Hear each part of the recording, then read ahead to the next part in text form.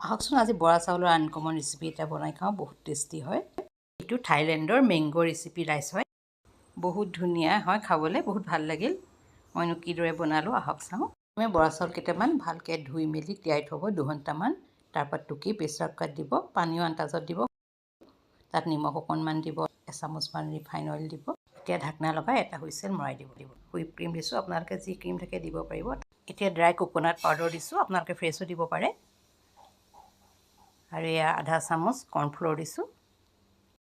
Test লাগিবৰ কাৰণে তাত অকণমান কনডেন্স মিল্কো দি দিলোঁ। এতিয়া ভালকৈ মিক্স কৰি অভেনত 30 ছেকেণ্ডৰ কাৰণে দি দিব। তাৰপৰা এইখিনি দেখিলে এনেকুৱা লিকুইড হৈ গ'ল। এতিয়া বৰা ভাতখিনি বা ষ্টিকি ৰাইচখিনি আমি বইল এটাত উলিয়াই ল'লোঁ। তাতে মই হুইপ ক্ৰীম দিছোঁ। আপোনালোকে নৰ্মেল ক্ৰীমেই দিব পাৰিব, মোৰ হুইপ ক্ৰীম আছে কাৰণে দিছোঁ। মোৰ ৰেডি হৈ গ'ল। এতিয়া মই আম এটা লৈছোঁ, আমটো ধুই মেলি বাকলি গুচাই পিচ পিচ কৰি কাটি ল'লোঁ। ষ্টিকি ৰাইচখিনি ধুনীয়াকৈ সজাই দিছোঁ, সজাই দিলে দেখিবও ভাল লাগে, খাবও ভাল লাগে, হয়নে? এইদৰে ধুনীয়াকৈ বাতি এটাত উলিয়াই ল'লোঁ।